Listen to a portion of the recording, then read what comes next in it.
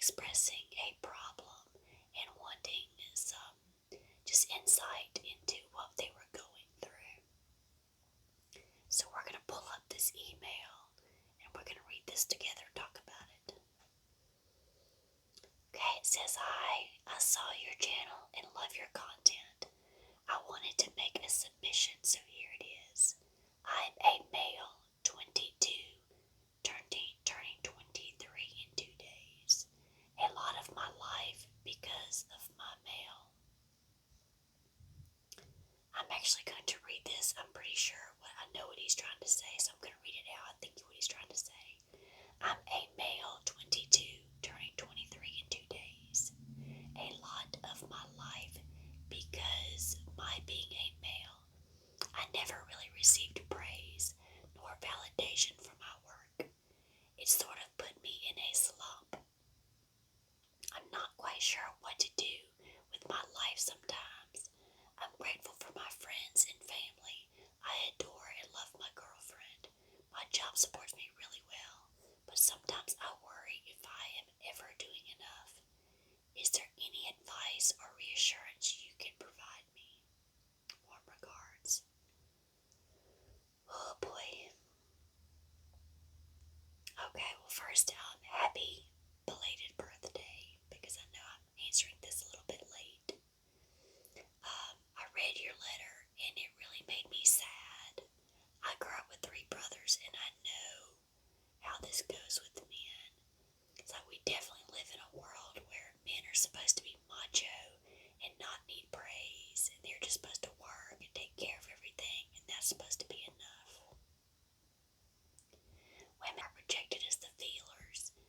Men are projected as the strong, silent type who just let things roll off their shoulders, and that is the absolute farthest from the truth.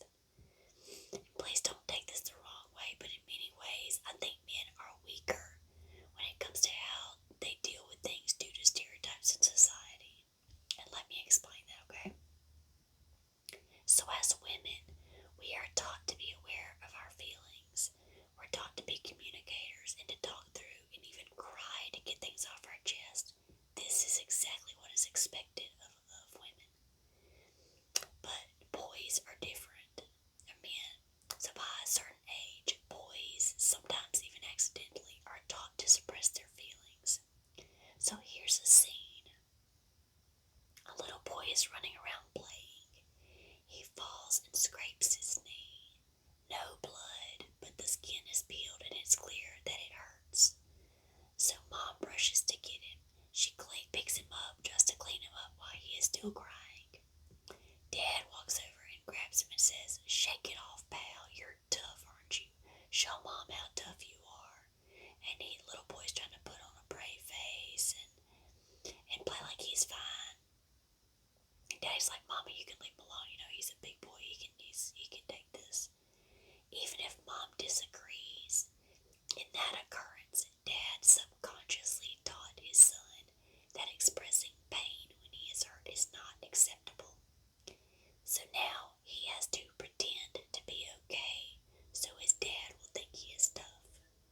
That is a big responsibility on a little boy. Over the years, this is extremely damaging to the emotional health of our men. They do not even know how to react in seriously emotional situations due to the brainwashing they received all through childhood. In a lot of other cases, dad is no longer the picture and the son feels like he has to be the man in the home. And he better act manly, and men don't cry, and men don't need praise, and men don't need this, and men don't need that. That's because we're men. Boys are denied the chance to feel and express their feelings. It starts an entire lifetime of playing a role until it is so common it feels like that is the way things are supposed to be. This affects every relationship they deal with. My fiance will just be laughing and he'll talk to me about rude and unfeeling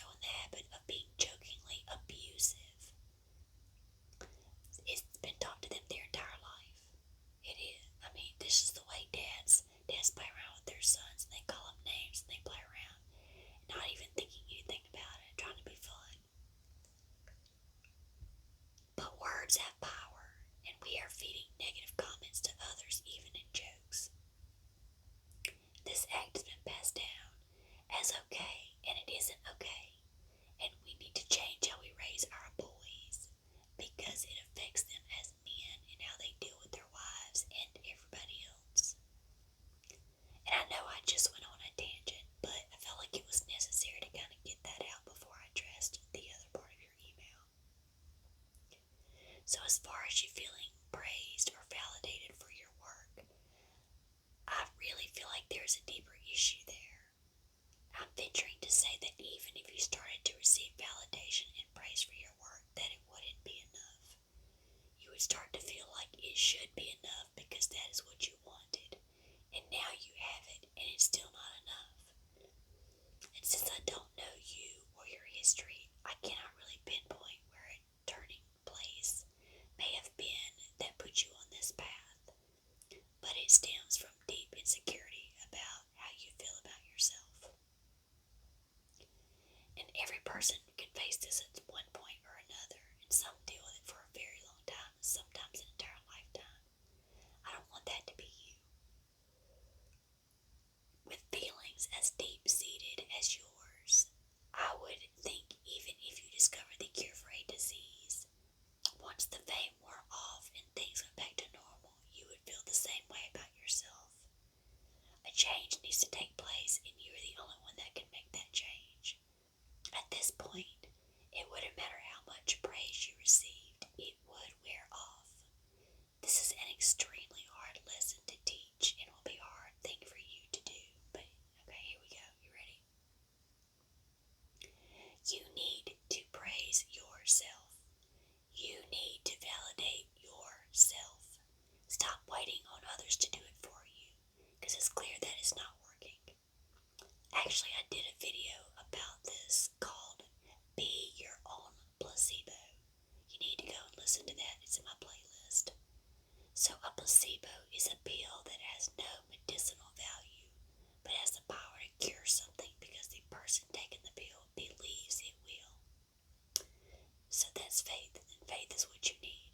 Faith in yourself. Someone could come up to you and tell you how wonderful you are and how great your work is, and that would make you feel good. That's a placebo effect. If it's not true and they're just saying it, that's placebo. But if it boosts your self-esteem anyway, then it worked. But it's not going to be long-lasting, and we can't wait on the world. So it's obvious from this letter that you have not felt like the world is giving you what you need, so you have to give it to yourself. I want you to get up in the mornings, look in the mirror, and tell yourself that no matter what happens today, you're going to be wonderful. You're going to do exactly what you're supposed to do, and it's going to be great. You are exactly who you are, how you are supposed to be, and that is all you need to be. Are you going to believe this at first? No, absolutely not. You're not going to believe it. It's just going to be words. But continue to say it. You fake it until you feel it. And one day you're going to start to believe the things you tell yourself. And the reason is words are energy. They have the power to shape things around us. Remember the old saying, sticks and stones may break my bones, but words will never hurt me. That is a lie.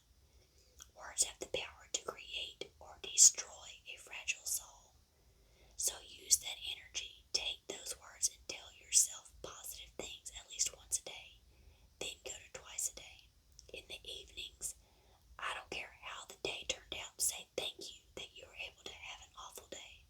Because awful days are gifts too, because you're still here experiencing them. A lot of other people have already passed on. It's a gift every day that you are here. If you have someone in your life that you can trust, let them know what you are battling.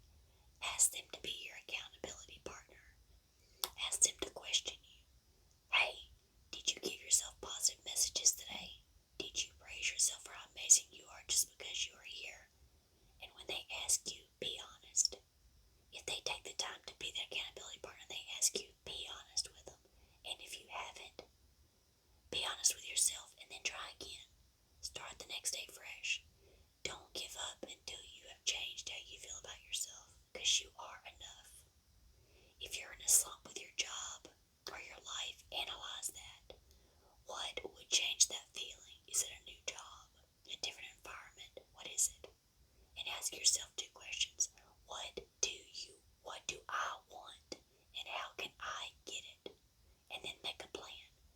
Speak over that plan. And don't give up on it unless you come up with a better plan. Don't ever settle though. You find a dream and dream until you get it.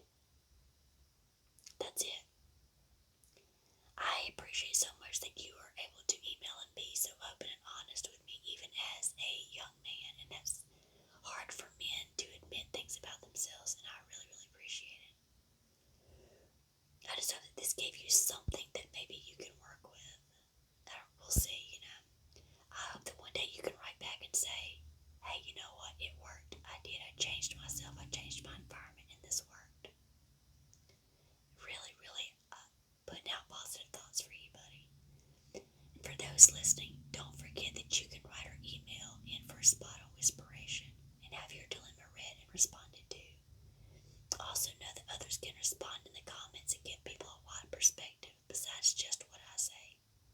My P.O. box and email address is in the description of my channel.